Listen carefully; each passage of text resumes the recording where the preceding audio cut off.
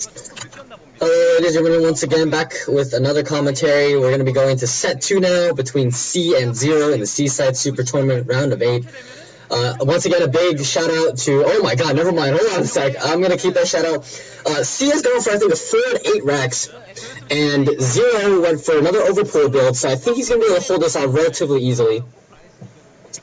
And we're going to see if he makes Zerglings or drones. Actually, that's very big here. If he makes drones, and C might be able to actually win this game outright, but if he makes just a couple of Zerglings, he should be able to hold this off. But C, I think, did go for a 4 to 8 racks. I'm not sure. The recording started a little late. But anyways, now that I say this, oh, he's going to kill the drone? No, he won't. But he knows now it's coming, and so ZerO will be able to react in time, and he's going to be able to make Zerglings. Anyways, the shout out I was going to make before is to Connor5620. I'm not sure if I already gave him a shout out last game, but big shout out to him because he is the one who provides me most of these VODs, and it's really, really difficult for me to record on a freak up because the settings are a little more different, and the buffering and everything just works a little more tediously, so I'm unable to really do as much commentary as I like. So that's why I haven't been able to put out Group B. I put out Group A, which was between God, who was it between? It was between Tyson and Effort. It was between Tyson and Effort. And so I was unable to do the Jaehoon versus Hyun matchup, I think is Group B. But again, big shout out to Connor. You know, he really helps me out. You guys should really go check out his channel, give him a subscribe, because he puts out really good Broodwar gameplay and VODs for everyone to watch. So anyways, jumping into this game, we see the guys going down for Effort ZerO. This is Effort, oh my god, this is C versus ZerO. I know what I'm talking about. Anyways, this AMS didn't do much, so C is a little bit behind already at the start. His command center is delayed, and he has to build on the high ground because he's afraid that ZerO is going to do some kind of big Zergling attack. But he's going to go back and kind of do the same build as last time. He's got the eBay up, probably going to grab a quick +1. And ZerO, interesting enough, threw down a very early creep colony.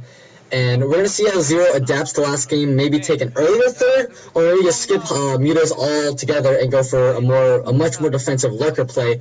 Or just do more damage with mutas in general. Like, he didn't do much damage with mutas. He didn't really push C's forces back. He kind of, like, took out 2 SCVs in natural and then just, like, flew off somewhere else.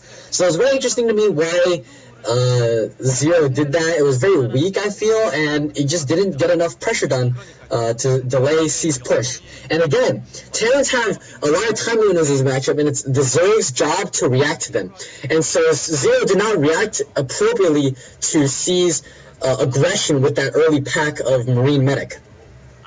He's got the Academy now going down for C, and scouting for some Overlords here at the 9 o'clock position.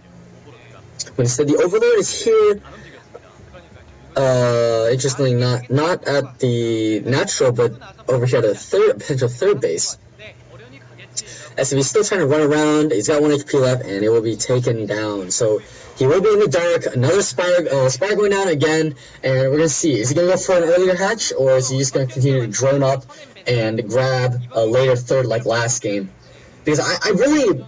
Something that was very impactful on me was that Tyson really never did anything in his game against Effort. Tyson just, like, died game 1, and Tyson was like, huh, well, you know what I'm gonna do? You know what Tyson did? He didn't, like, adapt. In fact, he made his build slower. Before he went for Citadel of Aldun with a Stargate around the same time, this time he's like, I'm just gonna delay a Citadel. Like, I don't understand why. But here we come, a big attack by ZerO, but this is not going to work very effectively, because there's a lot of Marines here, and I'm pretty sure they don't stim yet, but the Zerglings will be able to deny half the mining area of C, and he's going to try to run in here, but he's got stim now, and there's a firebat is going to be able to do a lot of damage, and this Zergling attack will not do much. I'm not even sure if he got even a single SCV. Those Zerglings are actually very, very important.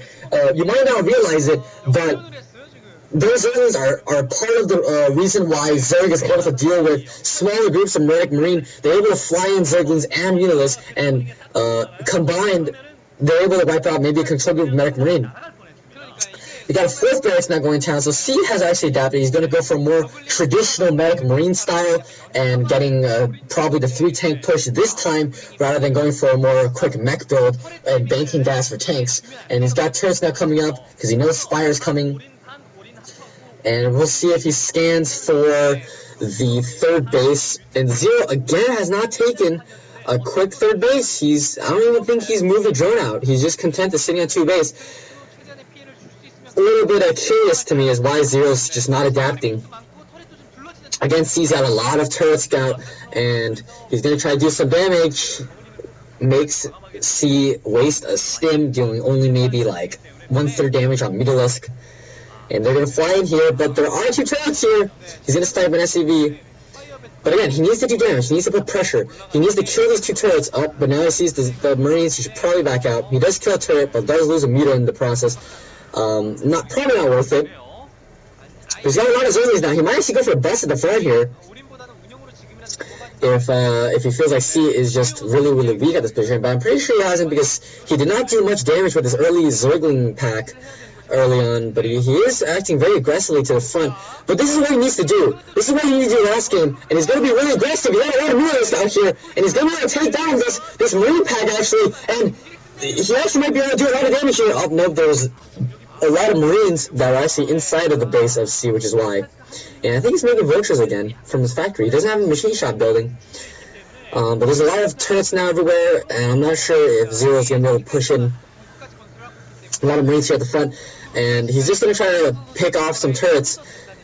He's going to be able to snipe another turret. Nope. Repair is going to go down. And again, ZerO, he did it. You know, he did a lot more damage than last time. I'll tell you that right now. But he's got a very late Hydralisk thing, actually. I think he's consistently making mutas, which is why he couldn't. And yeah, I think vultures are building. But yeah, this time he was able to kill off a decent amount of medic marine that C had out. And so this time C is going to be unable to pressure for a 3rd. But still, interestingly enough, ZerO is not taking a 3rd. Double scan going down at the top left, bottom right hand areas. And C is saying, well, he doesn't have a 3rd, so he killed off my marines, but didn't really follow up. Again, you know, I'm going to refer to Day 9 a lot, and this is just a staple of how StarCraft should be played, is when you go for pressure and your pressure raise, you should be expanding behind it every single time. ZerO is not expanding. ZerO is not trying to take an initiative and grab an earlier base. You know, and this is why ZerO is so far behind. And ZerO might look back on these games like, I did a lot of damage early on. Why did I win this game? And you know, if he has training partners or even as a coach, they would tell him, you didn't win because you didn't expand behind. You didn't do anything. And again, C is still wondering, where is his 3rd base? He's still scanning the top left, bottom right areas.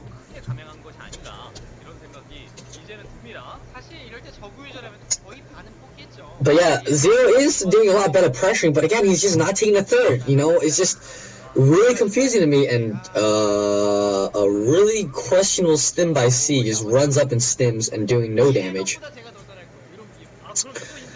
I think ZerO's finally taking that top left base. I see some vision up there. Maybe? Again, it's just, yeah, I think he's taking that 3rd base finally. Still, it's just so like weird why he's not taking bases much faster, you know? This base should be up already.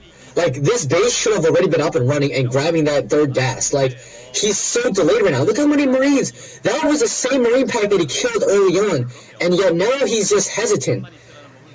And he's just not doing anything. He's like, I mean, when you adapt, you should adapt in 2 ways. One is either playing safer, or another way is taking a more aggressive approach to the game. And ZerO did both, and that's not good. You shouldn't be doing both. He's got Hive Tech now, sure, and he's getting Defiant Mount, but this is such a late 3rd. This 3rd should have been up already. In fact, I argue that he should have even had a 4th up at this point.